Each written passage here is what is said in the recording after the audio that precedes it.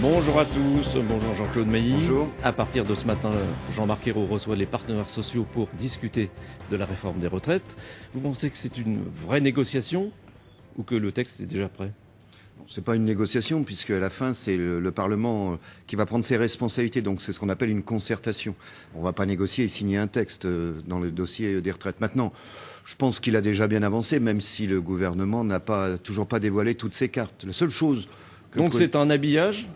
C'est une concertation, maintenant, elle est un peu courte quand même, puisqu'elle démarre maintenant. Il va y avoir une rupture au mois d'août, ça redémarre en septembre. Après, si j'ai bien compris, il y a 8 ou 10 jours de débat au Parlement. C'est quand même court. Il y a un petit côté 2010, quand je dis 2010, en termes de timing par rapport à la réforme, la dernière contre-réforme des retraites. Maintenant, il a dit une seule chose, le président de la République, pour le moment, c'est l'espérance de vie augmentant, il faudra penser à travailler plus longtemps. C'est un des points de désaccord. Il y a un rapport qui le dit aussi. Oui, mais un rapport qui répond à une lettre de commande du gouvernement. Donc, je suis pas surpris que le rapport aille sur cette piste-là, mais c'est une piste qu'on n'accepte pas. Et ce rapport dit qu'on pourrait aller jusqu'à 44 ans de cotisation. Oui, ça signifie... Est-ce que ça vous paraît acceptable ? Non, ça n'est pas acceptable. Écoutez, la France est déjà un des pays, je dis pas que c'est le seul, mais un des pays où la durée de cotisation est importante. Il faut savoir déjà que quand on dit l'âge de départ, maintenant l'âge légal c'est 62 ans, la moyenne des départs c'est déjà supérieur à 62 ans. Ça veut donc bien dire que quand on met un âge et qu'on allonge la durée, de dire on touche pas à l'âge, il y a un côté hypocrite parce que par la force des choses, ça dépasse. Ça signifie que 44 ans, des gens devront travailler jusqu'à 68 ans pour avoir une retraite à taux plein. Alors M. Sapin dit mais non, à 67 ans on a le taux plein. Il a juste oublié qu'il y a une proratisation, M. Sapin. Donc on lui rappellera tout à l'heure. Est-ce que vous pensez que cette augmentation de la durée de cotisation, ça va entraîner le fait que les salariés ne pourront pas atteindre cette durée-là et que donc ils n'auront pas de retraite à taux plein? Bien sûr, ça signifie qu'ils partiront avant avec ce qu'on appelle une décote. Ça veut dire une retraite ou une pension amputée. C'est la double peine, faut bien comprendre. Aujourd'hui, si vous prenez quelqu'un qui a 30 ans et qui est la génération 74, à 30 ans, elle a 3 ans de cotisation de moins que la génération qui l'a précédée de 1950. Ça veut dire parce qu'ils rentrent plus tard sur le marché du travail, 23, 24 ans. Donc ils ont 3 ans de retard d'une certaine manière en termes de cotisation et on leur dit vous allez encore travailler plus. Donc c'est la double peine, c'est pas acceptable. Et vous le disiez, François Hollande le soulignait, on vit plus longtemps, est-ce qu'il faut donc travailler plus longtemps, comme on dit régulièrement? Bon, écoutez, l'espérance de vie, elle augmente de manière régulière depuis longtemps. Après-guerre, elle était à 60 ans, elle est autour de 80 aujourd'hui. Et je rappelle régulièrement que l'espérance de vie en bonne santé, notamment pour les hommes, a baissé depuis le début de la crise. Ça veut dire sans avoir de très gros problèmes. C'est 62 ans pour les hommes aujourd'hui. Donc on a intérêt... Mais comment on maintient le système avec moins de cotisants et plus de bénéficiaires de la retraite? Il y a plusieurs choses. D'abord, il y a une question globale de politique économique. C'est vrai pour l'emploi, c'est vrai pour le chômage. S'il y a une politique économique qui amène de la croissance, et ça c'est un problème français et européen, on ramènera des recettes fiscales et des cotisations, ça va très vite renflouer. Et nous, on est prêt à accepter. On n'en prend pas le chemin pour l'instant. Non, puis on a un patronat qui dit oh, faut surtout pas augmenter les cotisations avec des calculs un peu bizarres, quand j'ai vu dans la presse ce matin. Bon, et il y a cet aspect des choses. Il faut regarder ce que j'appelle les tuyauteries, parce que c'est vraiment très compliqué aujourd'hui. Ça permet à Bercy de prendre 1 milliard ici, de le redistribuer ailleurs. Donc il faut mettre ça un peu sur la table. Mais on peut très bien, après c'est une question de répartition, on peut très bien assumer.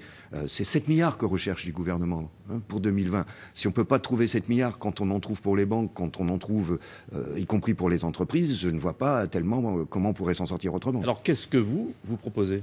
Nous avons dit à la fois, on regarde les tuyauteries, à la fois on est prêt à accepter, discuter d'une augmentation des recettes et notamment de la cotisation. Je rappelle qu'un point de cotisation partagé entreprises salariés, c'est entre 4, selon la formule, entre 4 et 5 milliards d'euros par an que ça ramène en recettes. Le patronat dit non. Ah oui, mais bon, il dit que ça coulerait les entreprises. Oui, non, mais attendez, ça, ils ont toujours dit ça. En 45, ils disaient si on met la Sécu en place, on va couler l'économie. La Sécu, elle est là et les entreprises sont encore là. Donc ça, j'appelle ça de l'idéologie du côté patronal. C'est une position de combat, comme se définit le nouveau président du MEDEF. Mais nous, on est prêt à discuter de ce genre de choses. Et après, on est prêt à discuter qu'est-ce qui doit relever, y compris, c'est déjà le cas dans les retraites, du domaine de la cotisation et du domaine de l'impôt. Il y a des choses qui sont prises en charge par la cotisation qui ne devraient pas l'être aujourd'hui. Et qu'on regarde ça. Est-ce que si on augmente justement le montant des cotisations, on ne va pas faire baisser le pouvoir d'achat? Oui, à nous de nous débrouiller aussi sur l'aspect salarial, parce que vous savez, 1 point d'augmentation de la masse salariale dans le privé, c'est 680 millions de recettes supplémentaires. Donc c'est un ensemble tout ça. Mais il n'y a pas de marge de manœuvre pour ça. Mais si, il y a des marges de manœuvre. Il y a toujours des marges de manœuvre. Les entreprises sont en difficulté. Des entreprises sont en difficulté. Oui, le MEDEF le répète, mais il y a un problème national, il y a un problème européen. Attendez, tous les pays européens sont dans l'austérité et dans la récession aujourd'hui, y compris la France. Alors, quand on a la récession, si on continue pendant 3 ans en récession, dans 3 ans, ils nous refont une contre-réforme des retraites, qui que ce soit au gouvernement, puisque à chaque fois on dit que c'est la dernière, et puis c'est jamais la dernière. Peut-être que dans 3 ans, il y en aura une autre. Donc, non, il faut vraiment s'attaquer au fond du problème, c'est amener des recettes. Ça, c'est regarder les questions de répartition et comment assurer un avenir aux jeunes générations. Et moi, je pense que c'est pas en leur disant vous allez bosser de plus en plus et peut-être que vous n'aurez jamais votre retraite qu'on assure un avenir et qu'on donne de l'espoir aux jeunes. Est-ce que les syndicats sont prêts à se mobiliser contre cette réforme? Écoutez, nous l'avons dit, nous sommes prêts à nous mobiliser. Les instances de FO se réuniront demain pour voir comment on se positionne sur la rentrée, mais on est plutôt dans l'objectif de oui, on peut pas. Si effectivement, par exemple, il y a une augmentation de la durée de cotisation, je vois pas comment on ne peut pas appeler les salariés à se mobiliser. Ça veut dire que vous prévoyez, comme on dit, une rentrée chaude? Je ne sais pas chaude ou pas, mais en tous les cas, on ne peut pas laisser faire. Si ça s'oriente vers une augmentation de la durée, voire d'autres éléments, on ne peut pas dire ouais, on est content. C'est pas possible, on n'est pas content. Donc à partir de là, il faudra le faire savoir. Un mot sur le départ de Delphine Batho. Est-ce que vous comprenez son coup de gueule? D'une certaine manière, quelque part, elle est victime de l'austérité, Delphine Batho. Parce qu'elle a un budget en restriction. Et je trouvais, les contacts qu'on a eu avec elle, que certains commentaires étaient assez injustes. C'était quelqu'un attaché à l'environnement, au développement durable, sans être une idéologue. Elle tenait aussi à ce qu'il n'y ait pas de catastrophe dans l'industrie. Donc elle avait plutôt un discours assez équilibré. Donc oui, elle est quelque part victime de l'austérité. Et cette austérité, selon vous, elle entraîne une diminution de la croissance, une augmentation du chômage? Elle entraîne une diminution de la croissance, on le voit, puisqu'on est en récession aujourd'hui. Elle entraîne une augmentation du chômage. Alors pourquoi le gouvernement s'entête, d'après vous? Il s'entête parce qu'il s'est engagé au niveau européen et puis que maintenant il est dans la seringue, quoi. Il est obligé de dire à M. Barroso, au-delà des mots d'oiseau qui s'envoient de temps en temps, oui, attendez, on va faire ce qu'on a dit, donc on va faire une réforme des retraites, même si c'est pas urgent, mais non, on va la faire tout de suite. Donc ils sont dans la seringue. Alors d'une manière ou d'une autre, il faudra qu'ils en sortent. Mais en tous les cas, s'ils ne sortent pas de la récession, le chômage continuera malheureusement à augmenter. Merci. Merci. William, c'est à vous. Merci beaucoup, messieurs. Avant la météo, un petit mot avec Laura Duweb qui voudrait vous parler de ce projet de défense de la qualité française, des produits français. Et Jamel Debbouze monte au créneau. C'était en quelles circonstances? Parce que la vidéo que vous allez nous montrer date il y a un mois et demi, 2 mois. Mais tout le monde se mobilise depuis, William. Depuis 3 mois, les autorités sanitaires américaines bloquent la mimolette. Bloquent la mimolette, oui. Vous vous rendez compte quand même? Insupportable. Insupportable. Donc il y a même une page Facebook qui a été créée, oui. Save the Mimolette. Save the Mimolette. Et Jamel a fait un appel. Oui. On vous le montre. On interdirait la mimolette au State? Mais c'est la fin de la France. C'est la fin de la francophonie aux États-Unis.